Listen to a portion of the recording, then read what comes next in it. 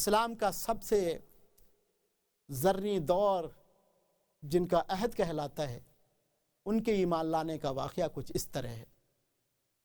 حضرت عمر فاروق رضی اللہ تعالی عنہ حضرت حمزہ کے مسلمان ہونے کی خبر سن کر قریش کی فکر و تردد اور بغض و عداوت نے اور بھی ترقی کی، اور آپس میں مشورے ہونے لگے کہ حضرت عمر فاروق حضرت حمزہ کی طرح مشہور پہلوان اور عرب کے نامور بہادروں میں سے تھے جو مسلمانوں کی ایذا پہنچانے اور آن حضرت صلی اللہ علیہ وسلم کے خلاف کوشش کرنے میں نمایاں حصہ لیتے تھے۔ وہ مسلمانوں کو پکڑ کر لاتے اور مارتے مارتے تھک جاتے تو دم لیتے اور پھر اٹھ کر مارتے، غرض کہ انہوں نے مسلمانوں کو دین اسلام سے مرتد بنانے کی بے حد کوشش کی اور ناکام رہے۔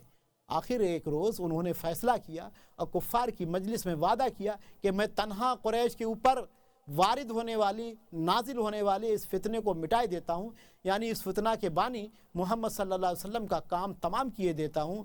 ابو جہل نے یہ سن کر کہا، اگر تم نے یہ کام پورا کر دیا تو 100 اونٹ اور 1000 اوقیہ چاندی نظر کروں گا۔ چنانچہ حضرت عمر مسلح ہو کر شمشیر بدست نکلے اور حضرت صلی اللہ علیہ وسلم کی تلاش و جستجو کرنے لگے۔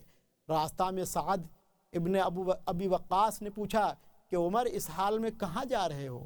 انہوں نے کہا کہ محمد صلی اللہ علیہ وسلم کو قتل کرنے جا رہا ہوں، کیونکہ میرا ارادہ ہے کہ آج قریش کی مصیبت اور ان کی 20 تدبیروں کو سہل کر دوں۔ حضرت سعد نے کہا کہ تم بنی ہاشم کے انتقام سے نہیں ڈرتے اور یہ نہیں جانتے کہ محمد صلی اللہ علیہ وسلم کا قتل کوئی آسان کام نہیں ہے؟ حضرت عمر نے کہا، جب تک میرے ہاتھ میں تلوار ہے مجھ کو کسی کا بھی کچھ خوف نہیں ہے۔ پھر سعد سے کہا، تم بھی اس کے حمایتی ہو، لاؤ پہلے تمہارا ہی کام تمام کر دوں۔ حضرت سعد نے کہا، تم مجھ کو اور محمد صلی اللہ علیہ وسلم کو تو بعد میں قتل کرنا، پہلے اپنے گھر کی خبر لو کہ تمہاری بہن مسلمان ہو چکی ہے اور اسلام تمہارے گھر میں داخل ہو چکا ہے۔ حضرت عمر کو یہ خبر سن کر بہت ہی غصہ آیا۔ یہ نشتر زن جواب سن کر اسی وقت اپنی بہن کے گھر کی طرف چل دیے، اور وہاں حضرت صلی اللہ علیہ وسلم کے قتل کی نیت سے چلے تھے۔ راستے میں اپنی بہن کے گھر کی طرف ان کا رخ پھرنا تھا۔ بہن کے گھر پہنچے، وہاں حضرت خباب ابن العرس حضرت عمر کی بہن فاطمہ اور ان کے شوہر حضرت سعید ابن زید کو قرآن شریف کی تعلیم دے رہے تھے۔ ان کے آنے کی آہٹ سن کر حضرت خباب تو وہیں گھر میں کسی جگہ چھپ گئے اور قرآن کریم جن اوراق پر لکھا ہوا تھا ان کو بھی فوراً چھپا دیا۔ انہوں نے گھر میں داخل ہوتے ہی پوچھا کہ تم کیا پڑھ رہے تھے؟ پھر فوراً اپنے بہنوئی سعید ابن زید کو پکڑ کر گرا دیا اور مارنا شروع کر دیا کہ تم کیوں مسلمان ہوئے؟ بہن اپنے شوہر کو چھڑانے کے لیے آگے بڑھیں اور بھائی سے لپٹ گئیں۔ اس کشتہ میں ان کی بہن فاطمہ کے ایسی چوٹ لگی کہ ان کے سر سے خون جاری ہو گیا۔ حضرت عمر نے بہن اور بہنوئی دونوں کو مارا، بہت مارا۔ بہن نے آخر دلیری سے کہا، قد اسلمنا وتعبنا محمدن فافعل ما بذالک۔ ہاں عمر، ہم مسلمان ہو چکے ہیں اور نبی کریم صلی اللہ علیہ وسلم کے فرما بردار بن چکے ہیں۔ ہم نے نبی کریم صلی اللہ علیہ وسلم کی غلامی کا طوق اپنی گردنوں میں ڈال لیا ہے، اب جو کچھ تم سے ہو سکتا ہے کر لو۔ بہن کا یہ دلیرانہ جواب سنا اور نگاہ اٹھا کر دیکھا تو ان کو خون میں تربتر پایا۔ اس نظارہ کا ان کے قلب پر کس قدر تاثر ہوا اور طیش و غضب کے طوفان میں قدر دھیما پن ظاہر ہونے لگا۔ حضرت عمر نے بہن سے کہا، اچھا تم مجھے وہ کلام دکھاؤ یا سناؤ جو تم ابھی پڑھ رہے تھے، جس کے پڑھنے کی آواز میں نے گھر میں داخل ہوتے سنی تھی۔ حضرت عمر کا یہ کلام چونکہ کسی قدر سنجیدہ لہجے میں تھا، اس لیے ان کی بہن کو اور بھی جرات ہوئی اور انہوں نے کہا، تم پہلے غسل کرو تو ہم تم کو اپنا صحیفہ پڑھنے کے لیے دے سکتے ہیں۔ حضرت عمر نے اسی وقت غسل کیا۔ غسل سے فارغ ہو کر قرآن مجید کی آیات جن اوراق پر لکھی ہوئی تھیں لے کر پڑھنے لگے۔ ابھی چند ہی آیات پڑھی تھی کہ بے اختیار بول اٹھے، کیا شیریں کلام ہے، اس کا اثر میرے قلب پر ہوتا جا رہا ہے۔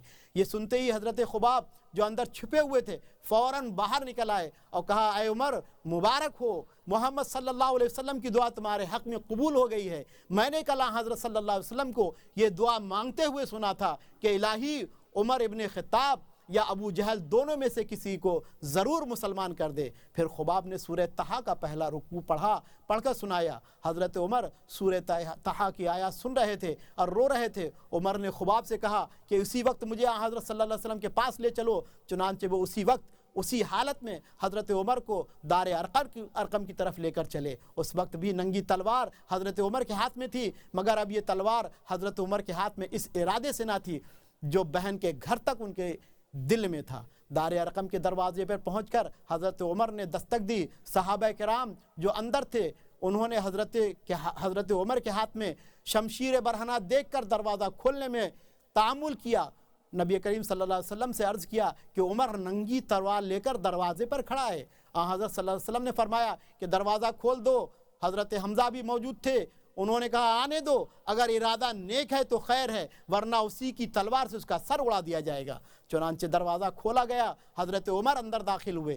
حضرت صلی اللہ علیہ وسلم ان کو گھر میں داخل ہوتے ہوئے دیکھ کر آگے بڑھے اور ان کا دامن پکڑ کر زور سے جھٹکا دیا اور فرمایا اے عمر کیا تو باز نہ آئے گا؟ حضرت عمر نے جواباً عرض کیا یا رسول اللہ میں ایمان لانے کے لیے حاضر ہوا ہوں. حضرت نبی کریم صلی اللہ علیہ وسلم نے یہ سنتے ہی جوش مشرت میں بلند آواز سے اللہ اکبر کہا اور ساتھ ہی تمام صحابہ نے جو اس وقت دار ارقم میں موجود تھے اس زور سے اللہ اکبر کہا کہ مکہ کی پہاڑیاں گونج گئیں. حضرت حمزہ اور حضرت عمر کے مسلمان ہونے سے مسلمانوں کو بڑی تقویت حاصل ہو گئی.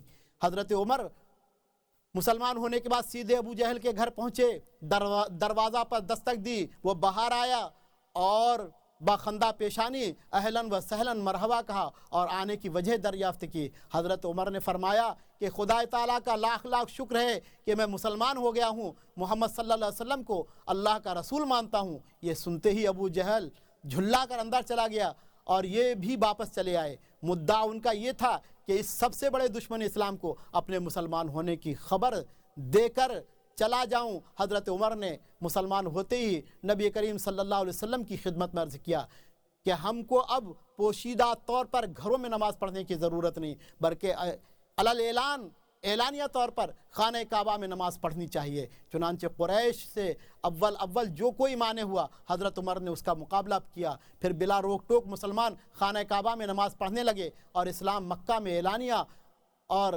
آشکارا طور پر ظاہر ہو گیا. یہ نبوت کے 6 سال کے آخری مہینے کا واقعہ ہے. حضرت عمر کی عمر اس وقت 33 سال کی تھی. حضرت عمر کے مسلمان ہونے کے وقت مکہ میں مسلمانوں کی تعداد 40 ہو گئی. ملک حبش میں جو مسلمان تھے وہ اس تعداد کے علاوہ تھے.